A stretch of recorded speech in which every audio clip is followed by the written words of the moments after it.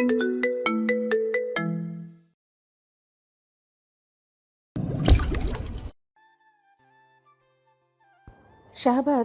যেন আজ উৎসবের রঙে ভেসে গেছে। বেলা বাড়ার সঙ্গে সঙ্গে রাজ্যের প্রতিটি পথে পথে আনন্দের ঢেউ ছড়িয়ে পড়েছে। পুরনো ইটের রাস্তা, বাজারের মোড়, পুকুরঘাট, এমনকি দূরের গ্রামগুলোতে আজ একটাই আলোচনা, জমিদার পুত্র বাইজিতের বিয়ে। প্রাসাদের বিশাল ফটকের সামনে সারি সারি করে দাঁড়িয়ে আছে জমিদারের সৈন্য আর রক্ষীরা। সবার গায়ে একই রকম গাঢ় সবুজ পোশাক, কোমরে তলোয়ার চলছে, কিন্তু আজ তাদের মুখেও কঠোরতার বদলে এক ধরনের উচ্ছ্বাস। বড় বড় বাঁশের চুড়ি আর কাঠের বাক্স ভর্তি করে আনা হয়েছে খেজুর আর নানা রকম মিষ্টি। কেউ হাঁক দিচ্ছে, শাহজাদের বিবাহের খুশিতে মিষ্টি নিন, খেজুর নিন। তারপর একে একে লোকজনের হাতে তুলে দিচ্ছে। শিশুরা দৌড়ে এসে হাত বাড়িয়ে দিচ্ছে, চোখে তাদের অপার আনন্দ। বয়স্করা হাসি মুখে দোয়া করছে, কেউ বলছে আল্লাহ জমিদার পুত্রকে সুখে রাখুক। কেউ আবার মিষ্টি হাতে নিয়ে পাশের জনকে বলছে, দেখছো বিয়ের এখনো 4 দিন বাকি, তবু এমন উৎসব। বাজারের ভিতর দিয়ে কয়েকজন রক্ষী ঘোড়ায় চড়ে যাচ্ছে। ঘোড়ার দুই পাশে ঝুলছে বড় বড় ঝুড়ি। তারা থেমে থেমে পথচারীদের মাঝে খেজুরের সন্দেশ বিলিয়ে দিচ্ছে। কোথাও আবার মাটির থালায় সাজিয়ে দেওয়া হচ্ছে মিষ্টি, যেন কেউ বাদ না পড়ে। মাঝে মাঝে ঢোলের শব্দ শোনা যাচ্ছে দূর থেকে। গ্রামের ছেলেরা আনন্দে চিৎকার করছে, মেয়েরা পর্দার আড়াল থেকে মুখ বাড়িয়ে উৎসবের দৃশ্য দেখছে। আর এইসব কোলাহল, আনন্দ আর উল্লাসের মাঝখানে শাহবাগ প্রাসাদ যেন আরও বেশি গম্ভীর আর রাজকীয় হয়ে দাঁড়িয়ে আছে। প্রাসাদের 5ম তলার প্রশস্ত ব্যালকনিতে দাঁড়িয়ে আছে বায়েজিদ। গোসল সেরে সদ্য পোশাক পরেছে সে। গায়ে কালো পাঞ্জাবি, যার বুকের কাছে সূক্ষ্ম রূপালি কাজ করা কালো কাপড়ের সঙ্গে তার উজ্জ্বল ফর্সা ত্বক আর সবুজ চোখ যেন আরও বেশি তীক্ষ্ণ হয়ে উঠেছে। ভেজা চুলগুলো এখনও একটু এলোমেলো, কয়েকটা গোছা কপালের উপর এসে পড়েছে। ব্যালকনির পাথরের রেলিংয়ে এক হাত রেখে এসে নিচের দিকে তাকিয়ে আছে। নিচে তার রাজ্য আনন্দে মেতে উঠেছে। মানুষের ভিড়, হাসির শব্দ, মিষ্টির বাক্স নিয়ে দৌড়ে বেড়ানো রক্ষীরা, সবকিছুই তার চোখে পড়ছে স্পষ্ট করে। বাইজিদের ঠোঁটের কোণে ধীরে ধীরে ফুটে উঠল একটুখানি হাসি। এমন হাসি যে খুব কম মানুষই তার মুখে দেখতে পায়, কারণ শাহবাদের লোকেরা জানে জমিদার পুত্র বাইজিদ সাধারণত কঠোর স্বভাবের। তার চোখে থাকে শীতল দৃঢ়তা, কিন্তু আজ যেন সেই কঠোরতার ভেতর দিয়ে একটু নরম আলো বেরিয়ে আসছে। সে দূরে তাকিয়ে দেখলো কয়েকটা ছোট ছেলে মিষ্টির থালা হাতে নিয়ে একে অপরকে ধাক্কাধাক্কি করছে। একজন পড়ে যেতে যেতেও শেষ মুহূর্তে নিজেকে সামলে নিল। চারিপাশে হাসি রোল পড়ে গেল। দৃশ্যটা দেখে বাজিদের চোখে এক মুহূর্তের জন্য শিশুসুলভ আনন্দের ঝিলিক ফুটে উঠল। 4 দিন পর তার বিয়ে। এই রাজ্যের প্রতিটা মানুষ যেন সেই দিনটার জন্য অপেক্ষা করছে। বাতাসে আজ অন্যরকম গন্ধ, খেজুরের মিষ্টি গন্ধ, তাজা মিষ্টির সুবাস আর মানুষের আনন্দের উষ্ণতা মিশে আছে তাতে। ব্যালকনিতে দাঁড়িয়ে বাইজিদ গভীরভাবে একবার পুরো রাজ্যটার দিকে তাকালো। তার রাজ্য, তার মানুষ। নিচে উৎসবের ঢেউ ক্রমশ আরও ছড়িয়ে পড়ছে। সৈন্যরা এখনও মিষ্টি আর খেজুর বিলিয়ে যাচ্ছে। মানুষের মুখে হাসি বাড়ছে, আর উপরে দাঁড়িয়ে থাকা বাইজিদ নীরবে সে আনন্দ দেখছে, মুখে তৃপ্তির ছাপ নিয়ে। যেন এই মুহূর্তে শাহবাদের সমস্ত সুখ আনন্দ এসে জমা হয়েছে তার সেই শান্ত ও গম্ভীর শাহবাদ প্রাসাদ। আজ যেন নতুন করে জেগে উঠেছে। পাহাড়ের বুক চিরে দাঁড়িয়ে থাকা সেই বিশাল প্রাসাদটা দূর থেকে দেখলেই মনে হয় যেন মেঘের রাজ্যে কোনো রাজ্যের দরজা খুলে আছে। চারিপাশে কুয়াশা আর মেঘের স্তর ধীরে ধীরে ভেসে যাচ্ছে। নিচের দিক থেকে একের পর এক জলপ্রপাত গড়িয়ে পড়ছে। সেই পানির শব্দ যেন প্রাসাদের পুরনো পাথরের দেয়ালে প্রতিধ্বনি তুলে এক অদ্ভুত গম্ভীর সুর তৈরি করছে। এই বিশাল প্রাসাদটাকে এখন সাজানো হচ্ছে জমিদার পুত্র বায়েজিদের বিয়ের জন্য। প্রাসাদের দীর্ঘ সিঁড়িগুলোতে ইতিমধ্যে শুরু হয়ে গেছে সাজসজ্জার কাজ। কয়েকজন কর্মচারী বড় বড় পিতলের প্রদীপ এনে সিঁড়ির দুই পাশে সারি সারি করে বসিয়ে দিচ্ছে। সন্ধ্যা নামলে যখন সেগুলোতে আগুন জ্বলবে, তখন পুরো পথটায় সোনালি আলোয় ভরে উঠবে। কিন্তু এই প্রাসাদে যে রাতে আগুন জ্বলা নিষেধ। উপরের বিশাল খিলানওয়ালা দরজার সামনে কয়েকজন কারিগর দাঁড়িয়ে আছে। তারা লাল, সবুজ আর সোনালি রঙের কাপড় ঝুলিয়ে দিচ্ছে খিলানের উপর। বাতাসে কাপড়গুলো দুলে উঠছে, যেন প্রাসাদ নিজেই আনন্দে নিঃশ্বাস নিচ্ছে। আরও কিছু লোক বড় বড় ফুলের ঝুড়ি নিয়ে এসেছে। তাজা জুঁই, রজনীগন্ধা, গাঁদার গোলাপের মালা বানানো হচ্ছে দ্রুত হাতে। সে মালাগুলো একে একে ঝুলিয়ে দেওয়া হচ্ছে বারান্দার রেলিংয়ে, পাথরের স্তম্ভে আর প্রাসাদের দীর্ঘ করিডোরের প্রবেশপথে। ফুলের গন্ধ ধীরে ধীরে পুরো পরিবেশে ছড়িয়ে পড়ছে। দূর থেকে দেখলে মনে হয় পাথরের এই গম্ভীর প্রাসাদটা হঠাৎ করে জীবন্ত হয়ে উঠেছে। বড় বড় ব্যালকনিগুলোতেও চলছে সাজসজ্জা। কয়েকজন দাসী হাতে করে রঙিন কাপড় নিয়ে এসে রেলিংয়ে জড়িয়ে দিচ্ছে। কেউ আবার পিতলের বড় লণ্ঠন ঝুলিয়ে দিচ্ছে, যেগুলো রাতে জ্বলে উঠলে পুরো পাহাড়টাই যেন আলোয় ভাসবে। নিচের আঙিনায় কয়েকজন সৈন্য দাঁড়িয়ে পাহারা দিচ্ছে, তাদের পাশ দিয়ে কর্মচারীরা ধরাধরি করে সাধারণ জিনিসপত্র নিয়ে যাচ্ছে। প্রাসাদের ভেতর থেকেও ভেসে আসছে ব্যস্ততার শব্দ। কোথাও কাঠের মাচা বেঁধে ঝাড়বাতি পরিষ্কার করা হচ্ছে, কোথাও আবার পুরনো দেয়াল ধুয়ে মুছে চকচক করা হচ্ছে। দাসীরা তামার বড় বড় থালা পালিশ করছে, যেন বিয়ের দিনে সবকিছু ঝকঝকে থাকে। আর সবকিছুর উপর দিয়ে ভেসে বেড়াচ্ছে হালকা কুয়াশা। মাঝে মাঝে সূর্যের আলো মেঘের ফাঁক দিয়ে এসে প্রাসাদের দেয়ালে পড়ছে। তখন সেই পুরনো পাথরগুলো সোনালি রঙে ঝলমল করে উঠছে, যেন শত শত বছর আগের গৌরব আবার ফিরে এসেছে। দূর থেকে জলপ্রপাতের ফোঁটা বাতাসে মিশে এসে ঠান্ডা আর্দ্রতা ছড়িয়ে দিচ্ছে চারিপাশে। এই বিশাল রহস্যময় আর গম্ভীর শাহাবাদ প্রাসাদ আজ এক অন্য রূপে সেজে উঠেছে। কারণ 4 দিন পর এখানেই হবে শাহাবাদের সবচেয়ে বড় আয়োজন, যা আজ অবধি হয়নি। জমিদার পুত্রের বিবাহ বলে কথা। শাহাবাদ প্রাসাদের অন্তঃপুরের বড় কক্ষটা আজ যেন অন্যরকম আলোয় ভরে উঠেছে। উঁচু ছাদের ঝাড়বাতি থেকে নরম সোনালি আলো ঝরে পড়ছে চারিদিকে। মেঝেতে লাল কারুকাজ করা গালিচা বিছানো, আর তার মাঝখানে রাখা এক বড় নিম কাঠের পিঁড়ি। পিঁড়ির উপর মখমলের কাপড় বিছে, তার উপর সাজানো আছে সারি সারি স্বর্ণের গহনা। বাক্সগুলো একে একে খুলতে ঘর ভরে উঠছে সোনার ঝলমলে আলোয়। মোটা নকশা করা চুড়ি, ভারী হার, বড় নথ, কানের ঝুমকা, কোমর বন্ধনী, সবকিছুই এমন ভারী যে এক একটা যেন ছোটখাটো ধনভাণ্ডার। পিঁড়ির একপাশে মাথা নিচু করে বসে আছে মেহেরুন্নেসা, গায়ে হালকা রঙের বোরখা, মাথায় টানা ওড়না। অন্দরে পুরুষ নেই বলে মুখটা খোলাই আছে। মুখটা শান্ত, কিন্তু তার চোখের গভীরে যেন এক অদ্ভুত স্থিরতা। সিমরানের পলক পড়ছে না মেহেরের রূপ থেকে। তার সামনে বসে আছে জমিদার গিন্নি মারজান, চোখে এসেছে না কুটিল ঝিলিক। মারজানের পাশে বসে আছে সিমরান, চুপচাপ কিন্তু চোখে অস্থিরতা। আর একটু দূরে বসে রত্নপ্রভা একটার পর একটা গয়নার বাক্স খুলে দেখাচ্ছে। মেহেরের সাথে কথা বলার ফুরসতি হয়ে উঠছে না তার। রত্নপ্রভা একটা বড় বাক্স খুলে ভেতর থেকে একটা মোটা স্বর্ণের হার তুলে ধরলো। হাতটা এমন ভারী যে তুলতেই তার হাত একটু নড়ে উঠল। সে মুগ্ধ হয়ে বলল, দেখো তো মেহের, এই হাতটা পুরোটা খাঁটি সোনা। কত ভারী, বুঝতে পারছো? মেহেরুন্নেসা ধীরে মাথা তুলল, হারটার দিকে একবার তাকালো, তারপর মৃদু স্বরে বলল। হুম। মার্জান ঠোঁট বাঁকিয়ে হেসে উঠল। সুন্দর তো হবেই। শাহাবাদ রাজ্যের জমিদার পুত্রের জন্য বানানো, যার তার গলায় অবশ্য মানাবে না। তুমি বরং অন্য কিছু দেখো রত্না। কথাটা বলেই সে চোখ ঘুরিয়ে তাকালো সিমরানের দিকে। সিমরান কিছু বলল না। সুনায়রা সিল্কের একটা লম্বা ঘাগরার অনেকটা দেখতে ছেলেদের শার্টের মতো, কিন্তু কোমল আর কলার ছাড়া ছোট জামা পরেছে, যেন কোনো বিদেশি নারী। গায়ে ওড়না নেই, সোনালি চুলগুলো ঝলমল করছে। বড় ঘেরহালা ঘাগরাটা ছড়িয়ে ধপ করে বসলো মারজানার মেহেরের মাঝখানে। মারজানের হাত থেকে গয়নাটা নিয়ে বলে, এটা ওকে না মানালে কাউকে মানাবে না আম্মা। বলেই হিজাবের উপর দিয়ে মেহেরের গলায় পরালো হাতটা। গা জ্বালানো একটা হাসি দিয়ে বলল, এই তো সুন্দর মানিয়েছে। ভাবি হলো রূপে গুণে সম্পূর্ণা। এটাকে ইংরেজিতে বলে পারফেক্ট, তাই না সিমরান? সিমরান জোরপূর্বক একটু হাসি টেনে বলল, এখনো তো বিয়ে হয়নি সোনেহারা, আগে ভাবি বলছো দেখি। সুনায়রা হাসলো, ভ্রু উঁচু করে মুখটা সিমরানের দিকে একটু বাড়িয়ে ফিসফিস করে বলল, জলে। রত্নপ্রভা এবার আরেকটা বক্স খুললো। ভেতর থেকে বের হলো মোটা নকশা করা দুটো স্বর্ণের বালা। এই বালাগুলো দেখো মেহের, তোমার হাতে দিলে খুব মানাবে। সে বালাগুলো মেহেরুন্নেসার সামনে ধরে বলল। হাতে একটু দাও তো। মেহেরুন্নেসা ধীরে হাত বাড়িয়ে দিল। রত্নপ্রভা বালা দুটো তার কবজির কাছে ধরতেই সোনার আলোয় হাতটা যেন আরো উজ্জ্বল হয়ে উঠল। মারজান তখন হিংসাত্মক দৃষ্টিতে দেখলো মেহেরের হাতখানা। তার গায়ের রঙের কাছে স্বর্ণকে নেহাত ফিকে মনে হচ্ছে। সুনায়রার ঠোঁটে তীর্যক হাসি। কারো কারো হাতে গয়না নিজেই জায়গা খুঁজে নেয়, আর কারো হাতে দিলেও ঠিক মানাতে চায় না। সিমরানের চোখের পাতা কেঁপে উঠল। খুব ভালো করে বুঝলো ঠাসটা কাকে মেরেছে। সুনায়রা সে ঠান্ডা গলায় বলল, নিশ্চয়ই। মারজান যেন কথাটা শুনে আর সময় নিল না, সেখানে উঠে গেল চট করে। একজন রক্ষী এসে খবর দিল রত্নপ্রভাকে জমিদার বাবু ডেকেছে। সেও চলে গেল। সুনেরা আর একটা বাক্স খুলে ভেতর থেকে একটা ভারী কোমর বন্ধ তুলে নিল। কোমর বন্ধে সূক্ষ্ম কারুকাজ, মাঝখানে ছোট ছোট ঝুল। মারজান সেটা হাতে নিয়ে বলল, এটা কিন্তু খুব বিশেষ জিনিস, শাহাবাদ প্রাসাদের বউদের জন্যই বানানো। তারপর সিমরানের দিকে তাকিয়ে ধীরে বলল, সবাই তো আর এই বাড়ির বউ হতে পারে না, তাই না? মেহেরুন্নেসার কাঁধে অল্প একটু ধাক্কা দিয়ে দুষ্টুমি করে বলল, আমি তো ভাবছি পাশরতে ভাইজান তোমার কোমরে এটা দেখলে নিজেকে নিয়ন্ত্রণ করবে কি করে। মেহরুন্নেসা লজ্জায় লাল হয়ে উঠল যেন। মাথা নিচু করতে করতে থুতনি গিয়ে ঠেকলো বুকে।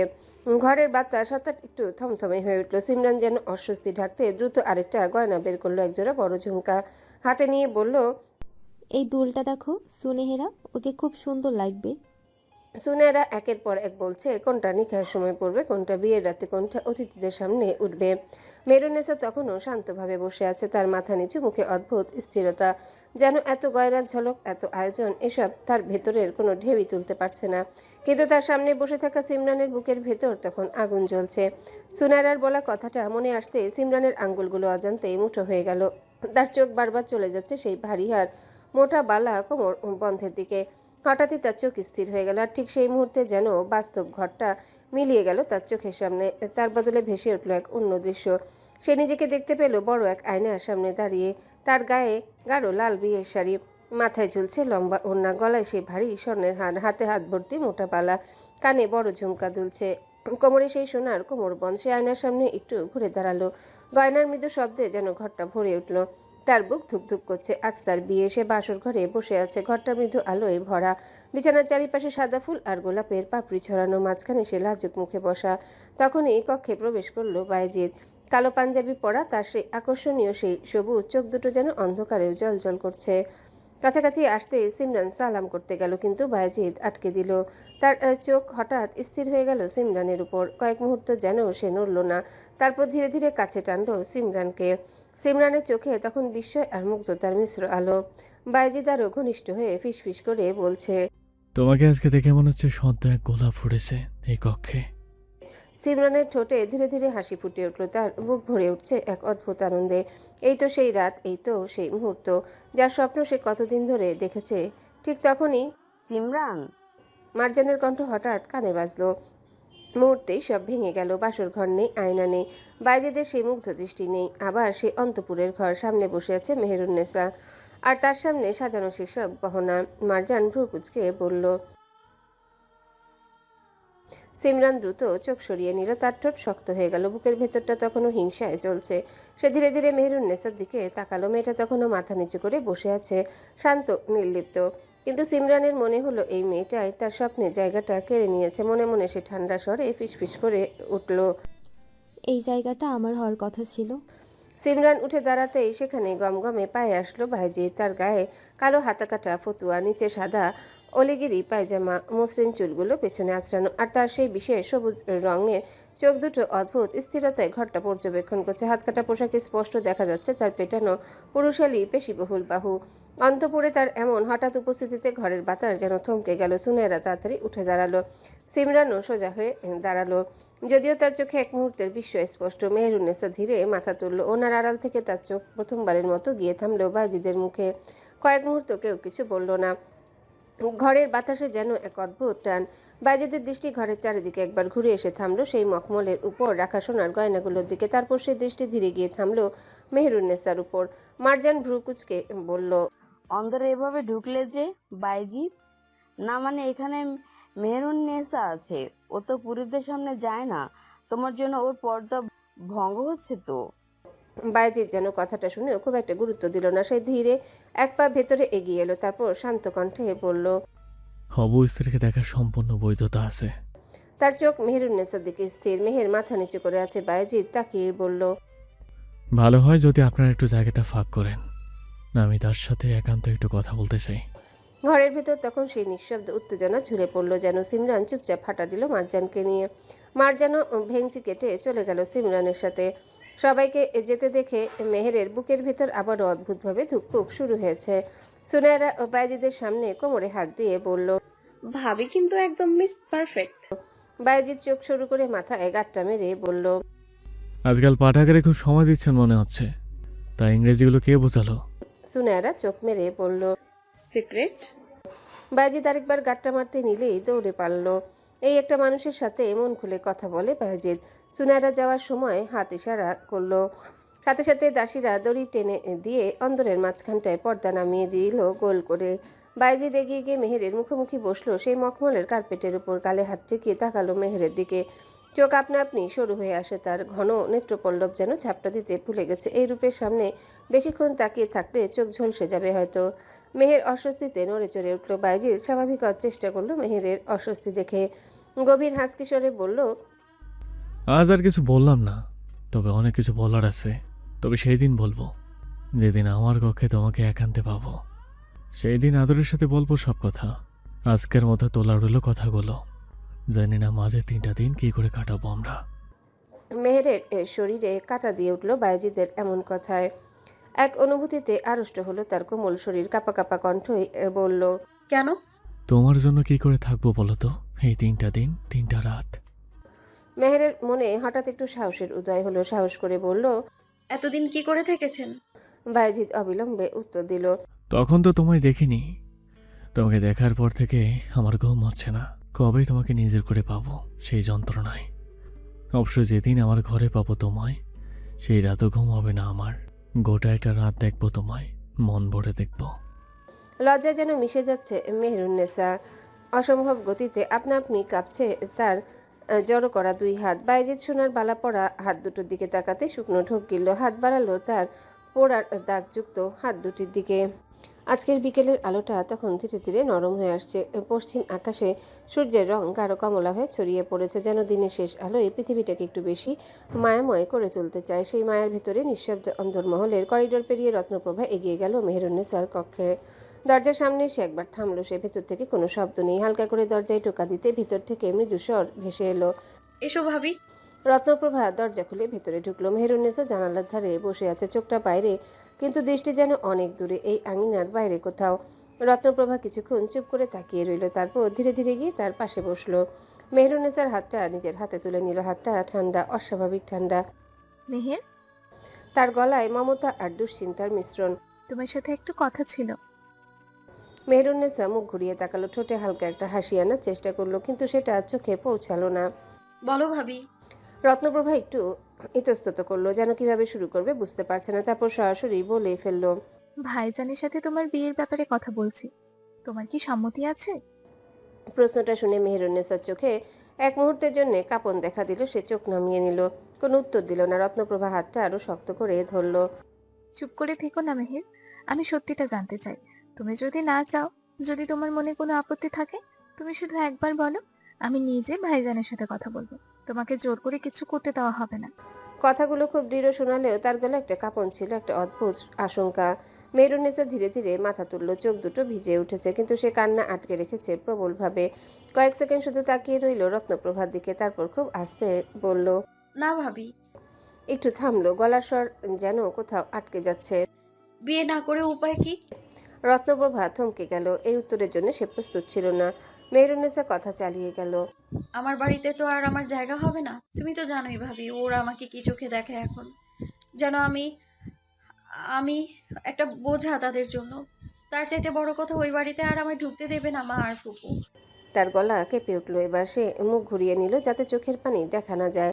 যে মেয়ে একবার ঘর থেকে বেরিয়ে আসে, সে আর ফিরে গেলে আগের মতো জায়গা পায় না। সেখানে ভালোবাসা থাকে না, শুধু প্রশ্ন থাকে, অপমান থাকে। রত্নপ্রভা নিঃশব্দে শুনছে। তার নিজের বুকটাও ভার হয়ে উঠেছে।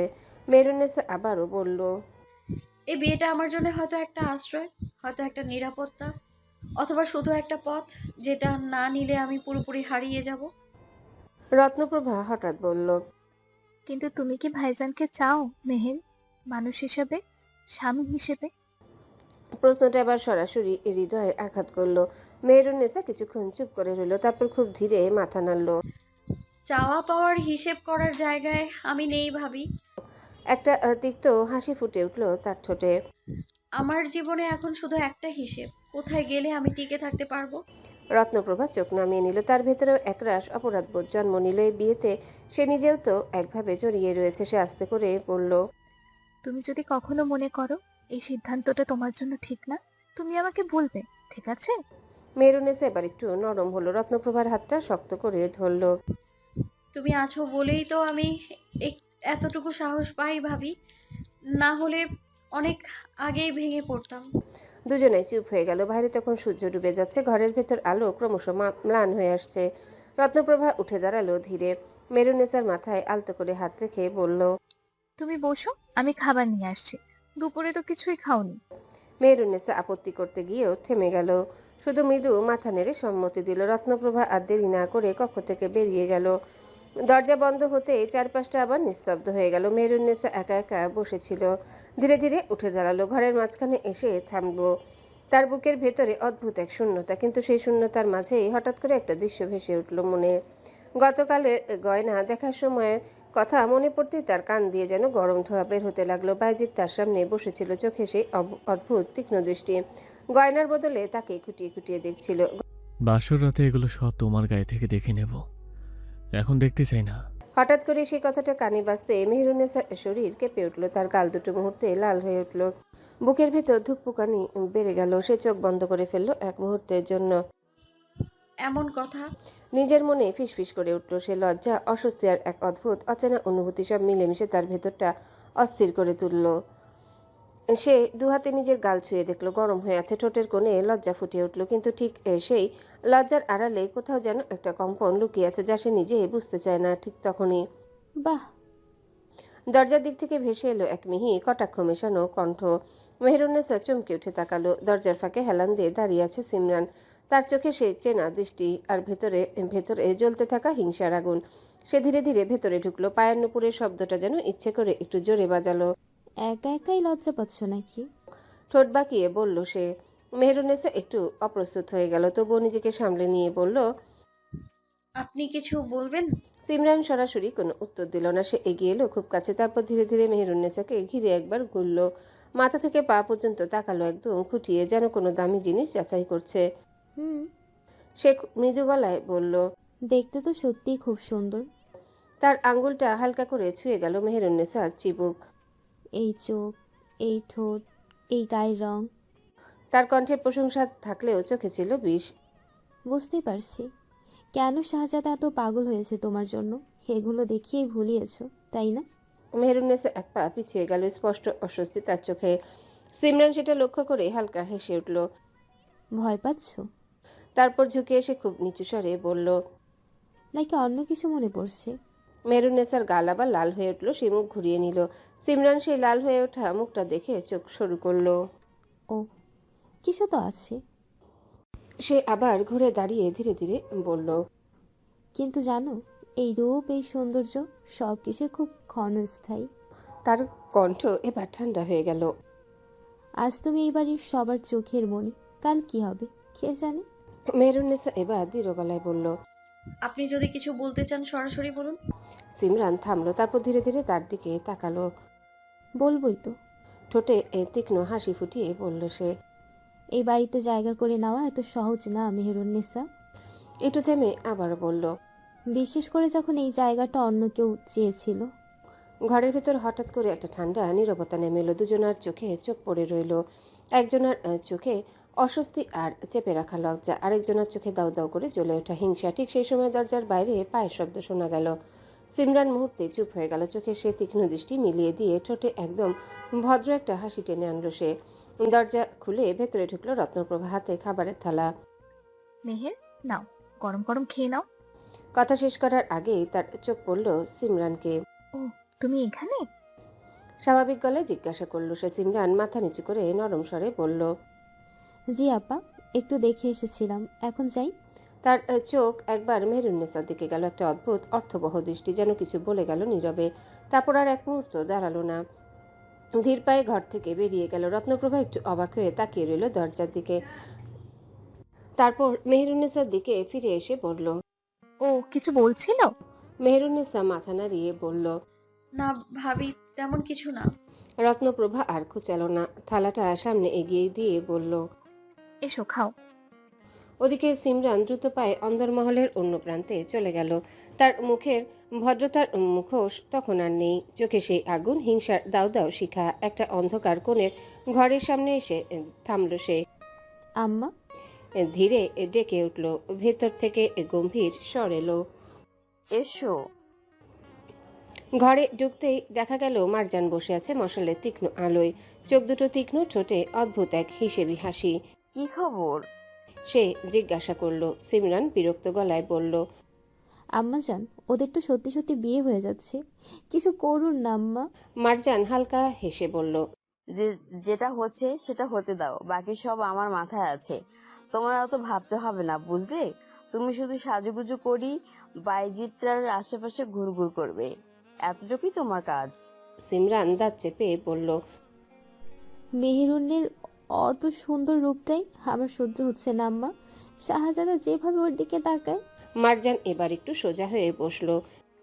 তাই বলে শুধু হিংসা করে বসে থাকলে চলবে? সিমরান চোখ তুলে তাকালো। তাহলে মারজান ধীরে ধীরে বলল। এই প্রাসাদের কিছু নিয়ম আছে যেগুলো সবাই জানো। রাতে এই প্রাসাদ থেকে বেরোনো নিষেধ। অনেক কিছুই হতে পারে। ধরো মেয়েটা বের হলো, তাহলে কেমন হবে বলো তো? তার ঠোঁটে ধীরে ধীরে একটা রহস্যময় হাসি ফুটে উঠল। কিন্তু নতুন মেয়েটা? সিমরানের চোখে কৌতূহল জ্বলে উঠল। আপনি কি সন্ধ্যার পর বাইরে পাঠাতে চাচ্ছেন আম্মা? মারজান নিচু স্বরে বলল। সন্ধ্যার পর এই প্রাসাদে কেউ বাইরে বেরোয় না। একটু থামলো, যেন কথাটার ভার বাড়িয়ে তুলল। কেউ না। সিমরান ধীরে ধীরে হাসলো। আর যদি বেরোয়? মারজানের চোখে অদ্ভুত ঝিলিক। সেটাই তো চাইছি সিমরান। কথাগুলো শুনে সিমরানের ঠোঁট বাঁকা হয়ে উঠল, চোখে জ্বলে উঠল শয়তানি আনন্দ। বুঝেছি আম্মা। ও নিজেই ফাঁদে পা দেবে, আমরা শুধু পথটা দেখিয়ে দেব। সিমরান দরজার দিকে হাঁটতে হাঁটতে থামলো, একবার পিছনে ফিরে তাকালো। আজকের রাতটা মেহেরুন নেসার জন্য শাহজাদার সাথে থাকা শেষ দিন। বাইরে তখন সূর্য ডুবতে শুরু করেছে। প্রাসাদের ওপর ধীরে ধীরে নেমে আসছে সন্ধ্যার অদ্ভুত নিস্তব্ধ ছায়া। আর সে ছায়ার আড়ালেই জন্ম নিচ্ছে এক ভয়ঙ্কর ষড়যন্ত্র। রাত নামতে শুরু করেছে। প্রাসাদের করিডোরগুলো একে একে নিস্তব্ধ হয়ে পড়েছে। মশালের আলো দেয়ালে লম্বা ছায়া ফেলছে। একটা চাপা অস্বস্তি যেন চারিপাশে ঘুরপাক খাচ্ছে। এই সময়ে মারজান ধীর পায়ে এগিয়ে গেল বায়েজিদের কক্ষের দিকে। দরজার সামনে এসে একবার থামলো সে। ঠোঁটে হালকা একটা হিসেবি হাসি ফুটে উঠল। তারপর দরজায় টোকা দিল। ভিতর থেকে গম্ভীর স্বর ভেসে এলো। কে? আমি। দরজা খোলো। দরজা খুলতে দেখা গেল বাইজিদ ভেতরে দাঁড়িয়ে। সদ্য গোসল করে এসেছে, চুল ভেজা, গায়ে হালকা পোশাক, কিন্তু চোখ দুটো এখনো তীক্ষ্ণ সচেতন। কিছু বলবেন? ঠান্ডা গলায় জিজ্ঞাসা করলো সে। মারজান ভেতরে ঢুকে ধীরে ধীরে চারিপাশে তাকালো। তারপর স্বাভাবিক ভঙ্গিতে বলল। কাল তোমার আর মেহেরুন্নেসার গায়ে হলুদের অনুষ্ঠান, সেটা জানতে এলাম। বাইজিদ এক মুহূর্ত চুপ করে রইল, তারপর ধীরে ধীরে বলল। না। বাইজিদের কথায় মারজান ভ্রু কুচকে তাকালো। মানে? বাইজিদ এবার সোজা হয়ে দাঁড়ালো, চোখে কোনো দ্বিধা নেই। মানে আমি এই অনুষ্ঠান করব না। মারজানের মুখ শক্ত হয়ে গেল। কেন? এটা তো আমাদের প্রথা। বাইজিদ তাকে থামিয়ে দিল। পড়তে হতে পারে, কিন্তু ইসলামে এমন কোনো নিয়ম নেই। তার গলায় যুক্তির কঠোরতা। একটু থামলো, তারপর আরো নিচু কিন্তু দৃঢ় স্বরে বলল। আর তার চেয়েও বড় কথা, তার চোখে হালকা আগুন জ্বলে উঠল। আমি চাই না আমার স্ত্রী সেজে গুজে অন্য কারো সামনে আসুক। বাইজিদের কথা শুনে মারজান তাকিয়ে রইল তার দিকে, চোখে অবিশ্বাস। তারপর ধীরে ধীরে সেটা রূপ নিল হিংসায়। বাইজিদ কথা চালিয়ে গেল। যদি অন্দরের এই বাড়ির কয়েকজন মহিলা নিয়ে কিছু করতেছেন, করতে পারেন, তার বাইরে কিছু হবে না। আমার স্ত্রীর গায়ে কোনো বহিরাগত নারীর হাত যেন না লাগায়। মারজান এবার ঠোঁট চেপে ধরল, তার চোখে খুব স্পষ্ট হয়ে উঠেছে। তাহলে এত আয়োজন সব বাতিল? সে কটাক্ষ করে বলল। বাইজিদ শান্ত গলায় উত্তর দিল। যেটা অপ্রয়োজনীয় সেটা বাতিল হয় ভালো। মারজান কিছুক্ষণ চুপ করে রইল, তারপর ঠোঁট বাঁকিয়ে হালকা ভেঙচি কাটল, যেন নিজের ভেতরের জ্বালা লুকাতে পারছে না। বুঝেছি। মারজান আর দাঁড়ালো না, ঘুরে দরজার দিকে হাঁটলো। বেরিয়ে যাওয়ার সময় তার মুখে সেই তীব্র হিংসার ছাপ। মেহেরুন্নেসার জন্য বাইজিদের এই অদ্ভুত টান, সেটা যেন তাকে ভেতর থেকে জ্বালিয়ে দিচ্ছে। দরজা পেরিয়ে বাইরে বেরিয়ে আসতেই তার ঠোঁট শক্ত হয়ে গেল। মনে মনে ফিসফিস করে উঠল। দেখি কতদিন থাকে এই টান। রাত পুরোপুরি নেমে এসেছে। নাসাহাবাদ প্রাসাদ যেন এক নিমিষে বদলে গেছে। দিনের কোলাহল, মানুষের চলাফেরা, সবকিছু হঠাৎ করেই থেমে গেছে। একে একে সব আলো নিভিয়ে দেওয়া হয়েছে। অন্দরমহলের মশালগুলো আজ যেন ইচ্ছে করে ম্লান রাখা হয়েছে। সদর দরজা বন্ধ। ভারী কাঠের দরজার ওপাশে পাহারার শব্দ নেই বললেই চলে। রক্ষীরাও যেন কোথাও লুকিয়ে পড়েছে, অদৃশ্য হয়ে গেছে এই অন্ধকারের ভেতর। এই প্রাসাদের অদ্ভুত নিয়ম, সন্ধ্যার পর কেউ বাইরে পা রাখে না। কিন্তু এই নিয়মটা মেহেরুন্নেসা জানে না। ঘরের ভিতর বসে থাকতে থাকতে তার মনে এক অদ্ভুত কৌতূহল জন্ম নিল। এত বড় প্রাসাদ, অথচ এমন নিস্তব্ধ কেন? যেন কোনো কিছু ইচ্ছে করে আড়াল করা হচ্ছে। সে ধীরে ধীরে উঠে দাঁড়ালো, পায়ের শব্দ যতটা সম্ভব কমিয়ে ভিতরের ঘরের দিকে এগুলো। সেই ঘরটা সারাদিনই বন্ধ ছিল, কিন্তু এখন দরজাটা আধা খোলা। ভেতরে ঢুকে চারিপাশে তাকালো। ঘরটা ফাঁকা, হালকা ধুলোর গন্ধ। একপাশে বড় একটা জানালা যেটা বাইরে মুখ করে আছে। মেহেরুন্নেসার উদ্দেশ্য বাইরের আকাশ দেখা, কৌতূহল আরো বেড়ে গেল। সে এগিয়ে গিয়ে জানালার পাল্লাটা আলতো করে ঠেলে খুলল। কড়কড় শব্দ করে জানালাটা খুলে গেল। তার চোখ হঠাৎ থেমে গেল। প্রকৃতির কি অপরূপ সৌন্দর্য! দূরে অন্ধকারে মাঝে এক ফালি রূপালি আলোয় ঝিকমিক করছে নদী। এই প্রাসাদ থেকে নদী দেখা যায় সে জানতো না, কিন্তু তার দৃষ্টি সেখানে থামল না। চোখে পড়ল নদীর বুক চিরে ধীরে ধীরে ভেসে আসছে কিছু একটা, একটা বিশাল ছায়া। মেহেরুন্নেসা চোখ কুঁচকে তাকালো। আরো কাছে আসতে পরিষ্কার হলো একটা জাহাজ, অনেক বড়। অন্ধকারের মধ্যে তার অবয়ব যেন আরো ভয়ঙ্কর লাগছে। কোনো আলো নেই প্রায়, শুধু কোথাও কোথাও ক্ষীণ আলো দপদপ করছে। জাহাজটা নিঃশব্দে এগিয়ে আসছে। কোনো ঢেউয়ের শব্দ নেই, কোনো মানুষের কণ্ঠ নেই। সবকিছুই অস্বাভাবিক, চুপচাপ। মেহেরুন্নেসার বুকের ভিতর ধুকপুকানি বেড়ে গেল। এই এই সময়ে নিজের মনেই ফিসফিস করে উঠল সে। তার চোখে বিস্ময়ের সাথে অজানা এক ভয়। এই প্রাসাদে রাত নামার সাথে সাথেই সবকিছু বন্ধ হয়ে যায় কেন? আর এই জাহাজই কেন আসছে এত রাতে আর এত গোপনে? মেহেরুন্নেসা ভাবল বাণিজ্যিক জাহাজ তো হতে পারে, কিন্তু তাহলে তাদের আগমনে কোনো রক্ষীও তো গেল না। হঠাৎ করে জাহাজের ওপর এক ঝলক আলো জ্বলে উঠল।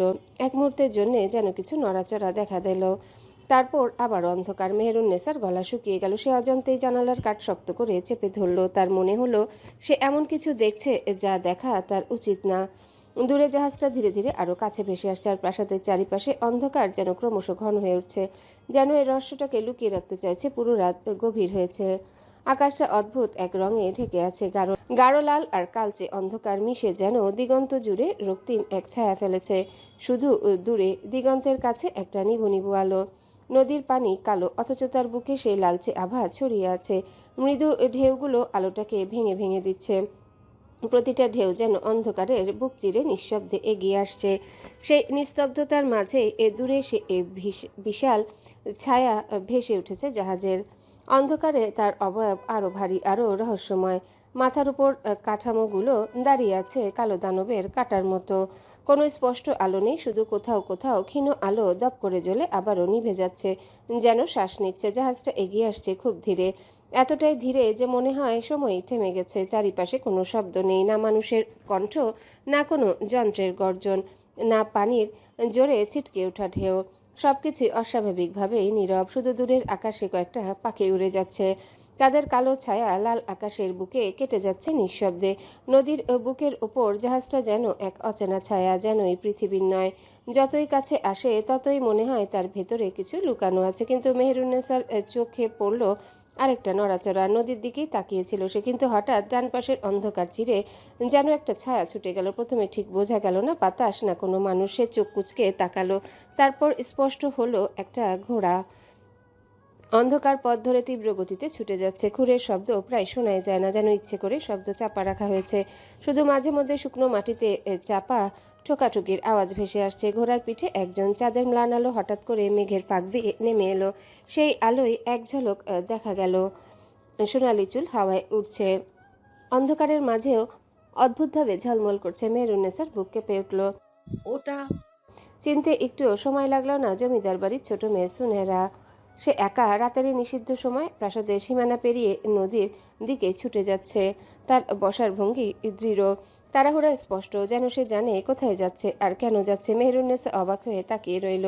এই প্রাসাদে সন্ধ্যার পর কেউ বাইরে বেরোয় না, তাহলে সুনেরা কেন যাচ্ছে? তার দৃষ্টি আবারও নদীর দিকে ফিরল। জাহাজটা আরও কাছে এসেছে এখন। তারপর আবারও সুনেরার দিকে। ঘোড়াটা সোজা সেই দিকেই ছুটছে। মেহেরুন্নেসার মনে হঠাৎ করে এক অজানা শঙ্কা জাগলো। এটা কাকতালীয় নয়, কিছু একটা ঘটতে চলেছে। হঠাৎ যেন নিজেরই বুকের ধুকপুকানি শুনতে পেল। মেহেরুন্নেসা এখানে দাঁড়িয়ে থাকা ঠিক না। তড়িঘড়ি করে জানালার পাল্লা টেনে বন্ধ করে দিল সে। কর্কর শব্দটা রাতের নিস্তব্ধতায় অস্বাভাবিক জোরে শোনা গেল। বুকের ভেতর অজানা ভয় আর অস্থিরতা নিয়ে সে ঘুরে দৌড়ে নিজের কক্ষের দিকে রওনা হলো। আর ঠিক তখনই ধপ করে একটা শব্দ। সামনে দাঁড়িয়ে থাকা কারো সাথে সরাসরি ধাক্কা খেলো।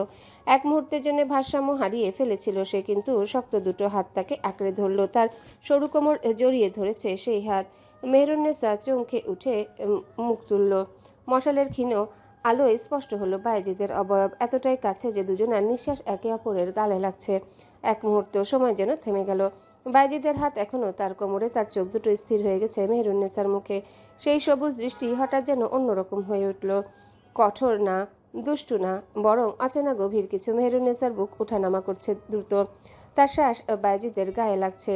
আর ঠিক তখনই বায়েজিদের ভেতরেও যেন কিছু বদলে গেল। এই কাছাকাছি আসা, এই উষ্ণতা তার বুকের ভেতর অদ্ভুত এক টান তৈরি করলো। সে এক মুহূর্ত চোখ সরাতে পারল না, তারপর হঠাৎ যেন নিজেই চমকে উঠল। দ্রুত হাত সরিয়ে নিল, এক পা পিছিয়ে গেল, গভীর করে একটা শ্বাস নিল, নিজেকে সামলানোর চেষ্টা। মেহেরুন্নেসা তখনও স্থির হয়ে দাঁড়িয়ে, তার মুখ লাল, নিঃশ্বাস ভারী, যেন হঠাৎ করে সবকিছু বুঝে উঠতে পারছে না। মেহেরুন্নেসার আরও অস্বস্তি হচ্ছিল। সে হালকা করে পেছাতে চাইলো, কিন্তু জায়গা কম, সে একটু হাঁপাতে লাগলো। হ্যালো বন্ধুরা, পরবর্তী পার্ট খুব তাড়াতাড়ি আসবে, তো সবাই অপেক্ষায় থাকো।